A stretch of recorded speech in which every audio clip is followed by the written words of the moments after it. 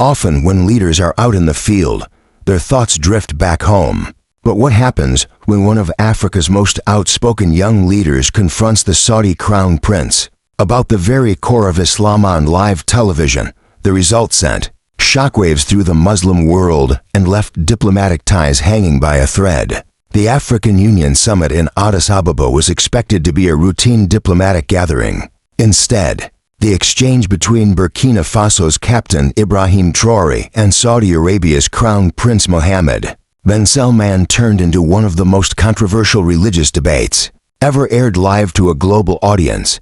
The date was March 15th. What began as a calm panel discussion on Islamic leadership in modern Africa quickly spiraled into a heated theological clash that dominated headlines for weeks. The setting was the brand new Conference Center, packed with delegates from all 54 African nations. The panel, moderated by renowned journalist Christian Amanpour, aimed to explore how Islamic values could shape governance across Africa. 5 leaders sat around a polished mahogany table, but soon the spotlight narrowed to just 2, the 35-year-old military leader from Burkina Faso and the 39-year-old Saudi crown prince.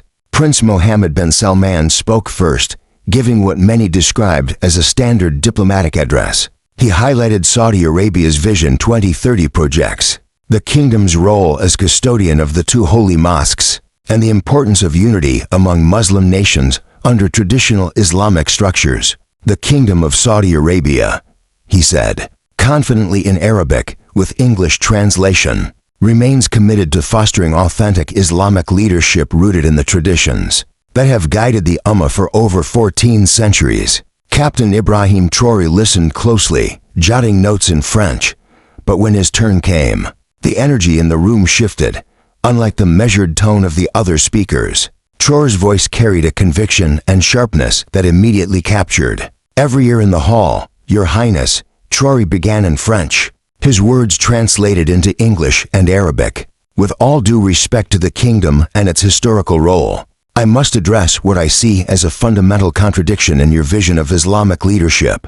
The crown prince's expression stayed neutral, but those who knew his body language noticed a subtle tightening of his posture. Moderator Christian Amanpour leaned forward slightly. Sensing that this was no longer a routine diplomatic exchange, Traoré continued, his voice steady but sharp. You speak of authentic Islamic leadership, yet your kingdom continues to practice policies that contradict the very principles of the Quran: justice, equality, and compassion for the oppressed. How do you reconcile this with the teachings of Prophet Muhammad, peace be upon him, who always stood with the poor and the marginalized? The room fell silent. Such direct confrontation, especially over religious interpretation, was rare in diplomatic settings.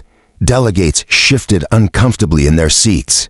Camera operators instinctively zoomed in on the 2 leaders' faces, capturing every flicker of emotion. Crown Prince Mohammed bin Salman finally responded, his tone measured but firm. Captain Traoré, the kingdom's interpretation of Islam is rooted in centuries of scholarly consensus and the guidance of our religious authorities. We have preserved the sanctity of the holy sites and supported Muslim communities worldwide. But Traoré did not yield. What came next was perhaps the boldest challenge to Saudi religious authority ever witnessed in such a forum. His voice rose slightly. Your Highness, consensus built on maintaining power structures that oppress the very people Islam came to liberate is not divine guidance, it is political manipulation disguised as religion. The Quran states clearly in Surah Al-Hujurat that God created us into different nations and tribes so that we may know one another, not so that some may claim superiority because of holy sites or oil wealth. The crown prince's jaw tightened, his composure slipping. Captain, you are confusing political grievances with religious interpretation. Traoré leaned forward. No, Your Highness, I believe it is you who confuses political convenience with religious truth. When the Prophet, peace be upon him, gave his farewell sermon, he declared that no Arab is superior to a non-Arab, and no white person is superior to a black person except through piety and good deeds. Yet your kingdom continues to uphold systems that violate this fundamental principle. Traoré pressed on. What happened next would be replayed millions of times across social media and news outlets worldwide, in a move protocol experts later described as highly unusual in such a formal setting. Traoré rose from his chair. "The Islam I practice," he said, now standing as he addressed the Crown Prince, who remained seated, "is the Islam of liberation, not the Islam of political comfort built on the backs of migrant workers treated as modern slaves. It is the Islam that calls for justice for the oppressed, not the Islam that signs arms deals with those who bomb Muslim children in Yemen." The Crown Prince's face flushed visibly. "Captain Traoré, your accusations are inflammatory and inappropriate for this forum. Truth is always inflammatory to those who benefit from falsehood." Traoré shot back without hesitation. "The Quran tells us in Surah al-Baqarah to stand firmly for justice as witnesses of Allah, even if it be against yourselves, your parents, or your relatives. I am simply fulfilling that obligation." The turning point came when Traoré raised what he called the commercialization of Hajj and Umrah. "Your Highness, how do you justify charging exorbitant fees for pilgrimage, turning it into a luxury for the wealthy, while the poor who need spiritual renewal the most are excluded? The Prophet, peace be upon him, never charged a single coin for visiting the Kaaba. He welcomed everyone, regardless of their economic status."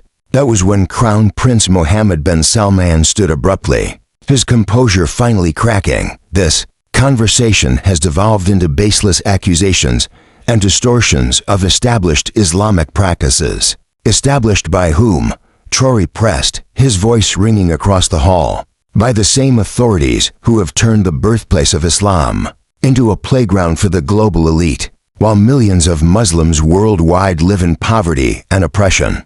The Crown Prince gathered his papers, signaling to his security detail, "I will not sit here and listen to these misrepresentations." As he moved toward the exit, Traoré called after him, "The only distortion here, Your Highness, is transforming a religion meant to challenge unjust hierarchies into a tool for preserving them." What followed was captured by dozens of cameras and quickly became one of the most widely circulated diplomatic moments of the decade. Crown Prince Mohammed bin Salman, visibly frustrated and red-faced, stormed toward the exit of the conference hall. His security team scrambled to keep pace, while his diplomatic entourage looked stunned by his abrupt departure. Just before reaching the doors, the Crown Prince turned back toward the panel and pointed directly at Traoré. "Captain, your understanding of Islam is as misguided as your understanding of diplomacy." Still standing at the table, Traoré responded, his voice carried clearly through the microphones for the world to hear. "And your understanding of both Islam and leadership is as corrupted as the systems you uphold in the name of religion." With that, the Crown Prince left without another word, leaving behind a stunned audience and the beginning of a global media storm. Within hours of the live broadcast, social media platforms erupted with reactions from Muslims around the world. The hashtag TRA or Eacute Vis MBS began trending globally, with responses divided largely along socioeconomic and geographic lines. In working-class neighborhoods across Cairo, Lagos, Jakarta, and Manchester, Muslims gathered around televisions and smartphones, many openly cheering Traoré's boldness. "Finally, someone said what we've all been thinking," posted Ahmad Hassan, a construction worker from Lahore. His short Twitter video response drew over 2 million views within just 24 hours. But reactions from more conservative religious establishments were sharply different. Dr. Abdul al-Mutari, a prominent Islamic scholar from Kuwait, appeared on Al Jazeera only hours later to condemn what he called Traoré's inappropriate and disrespectful challenge to the custodians of the holy sites. The debate that followed revealed deep divisions within contemporary Islamic thought. Progressive theologians like Dr. Amina Wada praised Traoré's courage in addressing what they viewed as glaring contradictions between Quranic principles and Saudi policies. Captain Traoré voiced what many scholars have been debating in academic circles for decades. Dr. Wada told CNN, his challenge was not against Islam, it was against the politicization of Islam to maintain unjust power structures. Conversely, traditional Islamic authorities largely condemned the public nature of the confrontation. Sheikh Mohammed al-Kubi, a respected scholar, issued a statement calling Traoré's approach divisive and harmful to Muslim unity. Across Africa, where both leaders hold very different types of influence, the reactions were especially intense. In Burkina Faso, crowds poured into the streets of Ouagadougou to watch replays of the exchange, many expressing pride in their young leader's boldness.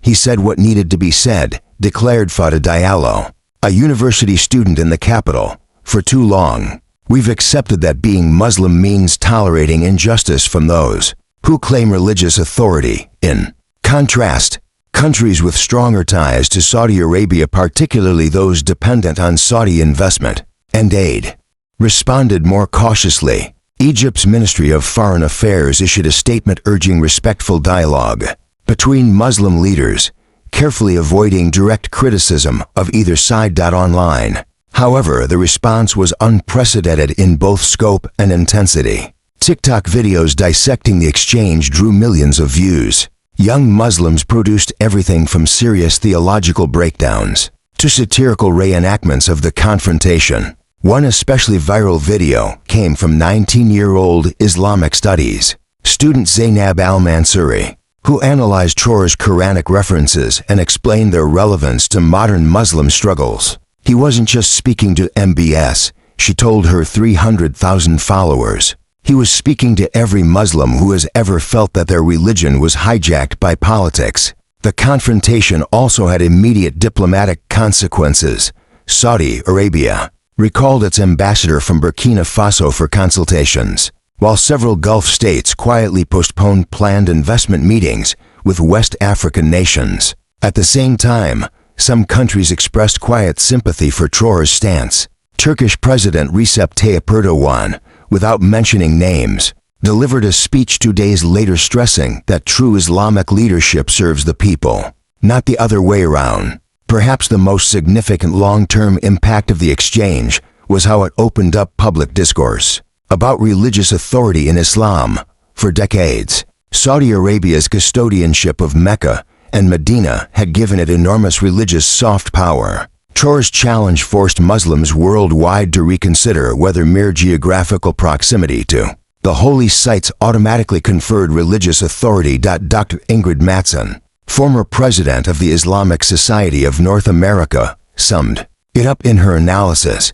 This exchange has accomplished something unprecedented. It has democratized the conversation about Islamic authority. Muslims everywhere are now asking, who truly has the right to speak for Islam? In the weeks that followed, both leaders faced very different kinds of pressure. Crown Prince Mohammed bin Salman soon faced sharp criticism from progressive Muslims, who saw Traoré's arguments as legitimate, while also enduring pressure from conservative factions inside Saudi Arabia, who viewed the public confrontation as a direct insult to the kingdom's religious authority. Captain Traoré, on the other hand, quickly became a symbol for many young Muslims who felt alienated from traditional religious institutions.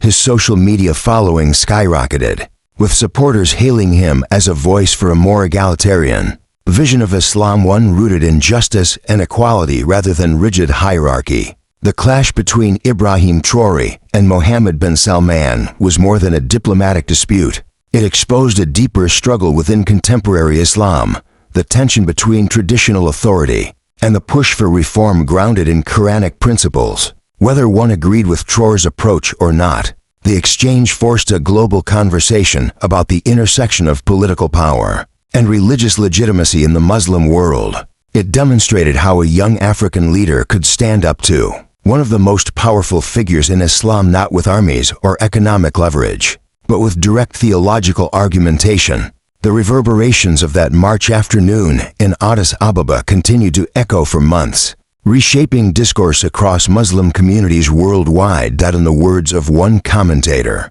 this moment brought the mosque into the marketplace of ideas, and its consequences, many agreed, would continue to shape Islamic thought and Muslim politics for years to come.